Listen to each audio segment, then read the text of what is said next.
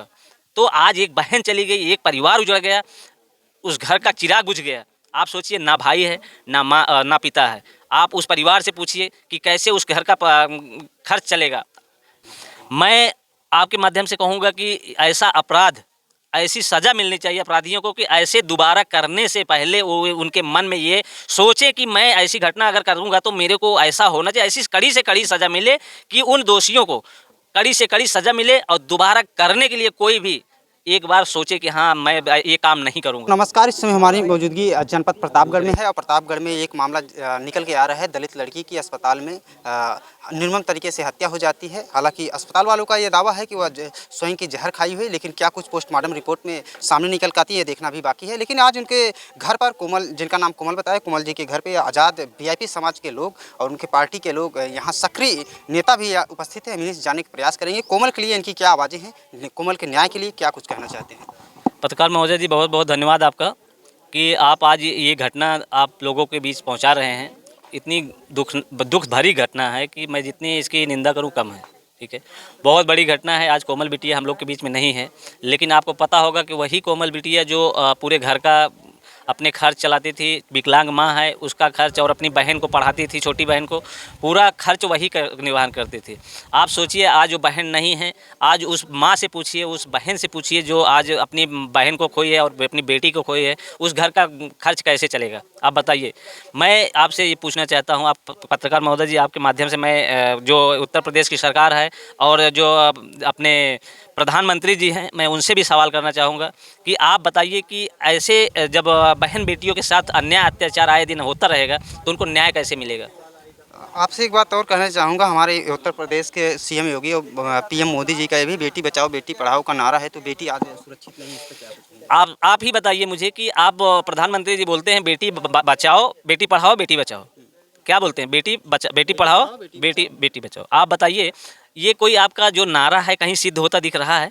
बेटियों के ऊपर आए दिन अन्याय अत्याचार हो रहा है। दिल्ली आपके ऊपर, कहीं पे भी, आप उत्तर प्रदेश की बात नहीं, पूरे प्रदेश की बात कर रहा हूँ, इंडिया की बात कर रहा हूँ।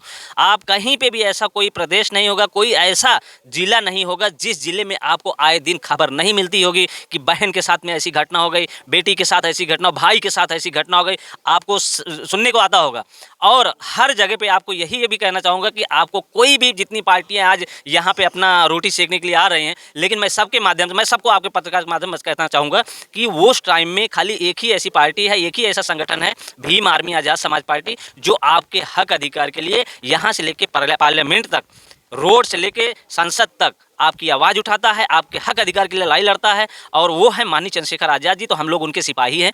हर संभव, हर मदद के लिए हम लोग तैयार हैं। जब तक माँ को न्याय नहीं मिलता, उस बिटिया को न्याय नहीं मिलेगा, हम लोग उनके साथ कंधे से कंधा मिला के हमेशा उनके दुख में हमेशा खड़े रहेंगे। बहुत अच्छी बात है, जिस प्रकार से आपने अपने आश्वासन दिया एक परिवार को, तो लगा कि न्याय की कुछ आशाएं जाग रही हैं। लेकिन ऐसे अपराध को लेकर आप क्या कुछ कहना? मैं आपके माध्यम से कहूँगा कि ऐसा अपराध, ऐसी सज़ा मिलनी चाहिए अपराधियों को कि ऐसे दोबारा करने से पहले वो उनके मन में ये सोचे कि मैं ऐसी घटना अगर करूँगा तो मेरे को ऐसा होना चाहिए। ऐसी कड़ी से कड़ी सज़ा मिले कि उन दोषियों को कड़ी से कड़ी सज़ा मिले और दोबारा करने के लिए कोई भी एक बार सोचे कि हाँ, मैं ये काम नहीं करूँगा।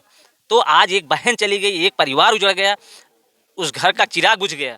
आप सोचिए, ना भाई है, ना माँ, ना पिता है। आप उस परिवार से पूछिए कि कैसे उस घर का खर्च चलेगा। परिवार वालों से भी जाना, और कोमल की छोटी बहन का आरोप है कि हमारी बहन के साथ दुष्कर्म किया गया है, इस पर क्या कुछ आपको जानकारी? अभी आपको जब ये मैं कहूँगा कि घर वाले बता रहे हैं तो आपको ये चीज़ संज्ञान में लेना चाहिए। शासन प्रशासन को इस चीज़ संज्ञान में लेना चाहिए। अब आएगा रिपोर्ट, रही बात पोस्टमार्टम रिपोर्ट, PM रिपोर्ट आना बाकी है, उससे साफ पोस्टमार्टम रिपोर्ट आएगी, उसके बाद सब एकदम क्लियर हो जाएगा। और मैं ये चाहूँगा कि ऐसी घटना कभी दोबारा ना घटे, ऐसी मतलब उनको सज़ा मिले दोषियों को, कि कड़ी से कड़ी सज़ा मिले और दोबारा करने से पहले वो सोचे। ठीक है। एक सवाल हम आपसे और करना चाहेंगे, आज़ाद भारत में आज़ाद नागरिक के रूप में सबको रैली करने का, आंदोलन करने का अधिकार है, लेकिन उसी आंदोलन में आंदोलनकारियों द्वारा पत्थर चल जाता है। इस प्रकरण में क्या आप उस पर कहना चाहेंगे? मैं आपके माध्यम से कहना चाहूँगा कि आपको पता होगा कि जो पथराव हुआ उसमें कुछ प्रशासन की भी गलती थी। और रही बात, देखिए, लोग भी घायल हुए हैं। आप तो ये बात बता रहे हैं, मैं समझ सकता हूँ कि CO साहब घायल हुए हैं। उसमें जो महिलाओं को चोटें लगी हैं, आपको किसी ने बताया? नहीं बताया। जो महिलाओं को चोटें लगी हैं, आप बताइए, उनसे पूछिए कि जो महिला आज घायल हैं, जो अपने दर्द नहीं बयां कर सकती हैं, जो बता नहीं सकती कि हमें चोट कहाँ लगी है, अब उनसे पूछिए, उन बहनों से पूछिए, उन माओं से पूछे, नहीं पूछे। आज उनको सीओ साहब को दिख रहा है कि उनके सर में चोट लगी है।